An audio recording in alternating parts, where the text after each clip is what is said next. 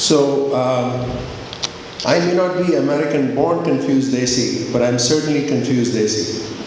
And you would know from my resume because every 5 years it seems like I change my job or my profession, and drastically, because I'm really confused as to what I want to do. With that, I think IIT, really looking back, all of us deep down can absolutely with certainty say that IIT definitely changed all of us. We were somebody before we came to IIT, and IIT definitely changed us because all of us took different things. To me, it was two major things. One was problem solving. Unlike my high school, where you learned something and you were given answers and you got graded on that, in IIT we saw a tremendous number of every classroom, every time there was a problem, and we had to solve it. And so I think it became ingrained, at least in my mind, that hey, I could solve problems. The second one was very fast track learning, in the sense of when I would start a class, I would think, oh my God, I don't know anything about that particular subject. But at the end of semester, which was not that far, 3-4 months later, you really felt, with the consistent hard work and a lot of bull sessions, if you remember those, you came back and said, you know what, I know a lot about it. So the confidence you developed in that environment where you said, you know, in a very short time, I can learn a lot, definitely shaped my life. And of course, most important one, I think all of us would say, is we made absolutely the best friends any man can ever have. So those are the contributions of IIT. And I think, taking back to something from Anil had said, Anil Bhandari, we owe it, just like to our parents, to make sure that they're doing well, they're taken care of. Just like we give to our temple, our God, just the way we like to see our kids do better. Similarly, I think we owe it to IIT Kanpur for us to take care of them. Small, large, or your own passion, but I think we owe it to do something for them. Giving you know, I'm the other extreme of Professor Jain and Professor Agrawal, and I just want to emphasize on that fact that it doesn't matter, you know, there are a lot of us like Anil Bhandari and myself and you know, Sanjeev. We may have done engineering. We don't have to, what we have learned is that we have been fairly decent contributing member of the society. And we really didn't have to take that engineering and become expert in just one minor field.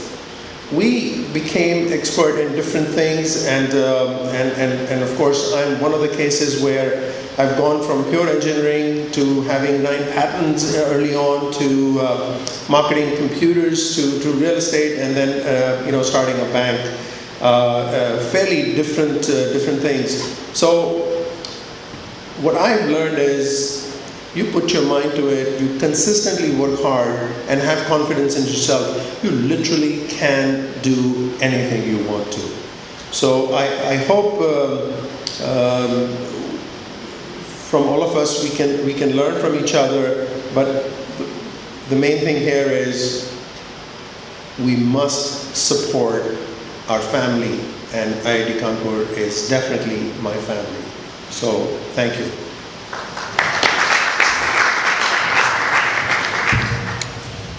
Thanks, Anil.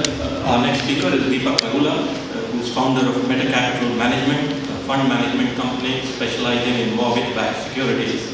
Its flagship Mortgage Opportunities Fund was ranked as the top performing fund in the Bloomberg Top 100 Hedge Fund rankings in 2012 for funds managing over $1 billion. Earlier, Deepak was managing director and head of 2 mortgage-backed securities trading desks at Lehman Brothers. Deepak holds a PhD in Management Science from Columbia University, BTech in Electrical Engineering from IIT Kanpur. In addition, he has taught courses at Columbia Business School.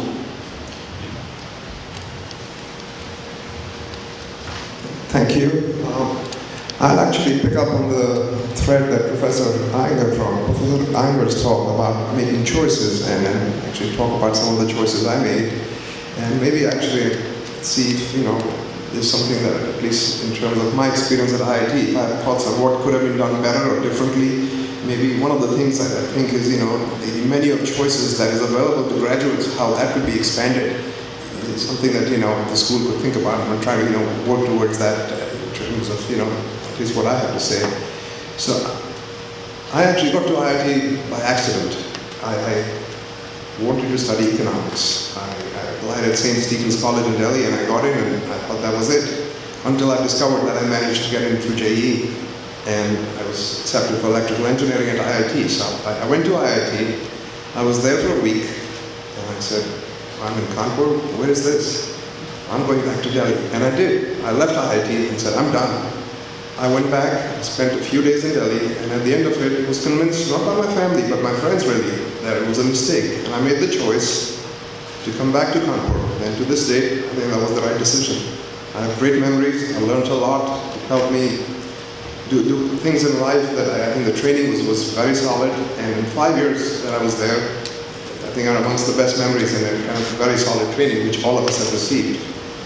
But I still had a love for, I wanted to study economics, and actually that's one of the things I would say, in terms of curriculum design. When I was at IIT, we had to take humanity courses, and I took sociology, and I took psychology. There was no course in economics. I hope there is one now. There's an undergraduate program in economics. Oh, even better yet. And so things have come a long way. I mean, this is talking graduating in '85, and it would have been a great choice that we had at that time, because it's wonderful that it's available now, that there is that choice available. And at the end of my BTech, I made the choice that I'm going to go and study business. And I decided that I really want to study something that I can really, understand. And I enrolled in a PhD program, and it was the long haul. It wasn't an MBA, and I made the choice. I was fortunate. I got into Columbia Business School, and I studied management science, which is operations research, and I studied finance. 4 years, I was in the PhD program. I got my PhD, and learned a lot while I was there. I would say the training from IIT came in very handy. I mean, the coursework was a piece of cake. These are PhD level courses in Department of Math, Engineering, Business. There's some pretty hard courses in economics and stochastic calculus. Really, the coursework was a piece of cake. I mean, getting an A was really not a hard thing at all. It's the training we had from IIT. This is what we could do really well. Problem solving, understanding, new texts and new subjects. Really, we were trained to do that really well. When it came time to pick a thesis topic, it was really hard. And that's my other advice, or suggestion is that if there is a way to encourage more creativity from the get-go, we're great problem solvers. You give us, any quiz, we will crack it. What you need to do to be successful in life, I think, is one, you have to be more creative. And I think that should be encouraged from the get-go. We didn't really have that when I was there. I mean, the BTech project came, I was the last of the 5-year batch. The BTech project came in the 5th year. The projects we did in the first 4 years, really, there wasn't much around creativity. It was about getting 10.0. That's what you wanted. You wanted to get those A's. And it was, making sure when the surprise quiz comes, you ace it, right? And that's great. I think those are very good skills to kind of, inculcate. But you really need to, find ways to make, this is the best of the country that's coming there. You need to basically channel their creativity and then come up with ways to incentivize them. And I think the US schools do a much better job over there. I have 2 kids. My older one now is in college. And I see how much more creative they are than what I was. And it's taken me a while to even focus on that, and to be able to take the risks and make the choices that are risky choices that can really play into those strengths that I had from the education that I had. Anyway, after I finished my PhD, the easy choice was to be a professor. That's what was expected. And I made the choice that I was going to try something different. And I got a job on Wall Street. It paid more money, and definitely influenced the decision, but it was more exciting. It was the real world. And I went and I worked at Lehman Brothers for 11 years. And I was there in research, I was there in trading, and then it was, I have really good memories at Lehman. But after 11 years, I made the choice that I'm going to do something on my own. And I set up my own fund, and that's 12 years ago. And each of these choices, when I look back, would say, I made choices that were fairly risky. And in the context of the choices that were available. And I think it actually played out to be really well. Taking risk actually worked really well. And that would be another suggestion I have for the faculty, that find a way for the brightest that show up there to be able to evaluate risk and take risk. I mean, we really didn't have much in terms of coursework in decision sciences and probability. There was some, but I think a lot more of that would actually go a long way, because these are really bright people, and if they could make some risky choices where they could channel their creativity, you could actually end up with not people who are very good at what they do in the companies that they work in, but who are actually leaders, who can actually, they're company founders, they're really going out there and taking risks. I mean, Steve Jobs is an easy example, obviously, to take, right, in terms of channeling creativity, but there is no reason why that shouldn't be coming out of the IITs. And so, I look back at what I did. I think I made along the way some safe choices, but I made a lot of risky choices, and the risky choices actually worked out to be really good choices because I had good training. And if you have people who have good training that take risks, chances are you're going to get some good stuff that comes out of it. And certainly if there's a way to kind of encourage that, I think if I look at all the friends I have from IIT, if I look at people that I've known over the years, I think they're really smart. If I look at what they where they managed to get in life, I feel that they haven't really stepped out and kind of played to their best potential. And that is because we're inherently risk averse. And I wonder why is that? We make choices that are risk averse. Maybe that's the way humans are. But if you see in America, there's a lot of risk taking. And if there's some way to encourage that, I think that would be a suggestion, from my side. So I won't say any more. Delighted to be here this evening. It's really wonderful to see, people come together. I've been in New York for a long time, and it's been waiting to see when, IIT Kanpur will put something together. And and in terms of contributing, I think we owe a lot to IIT, and this is an opportunity to give back, and I would strongly encourage everyone to do that.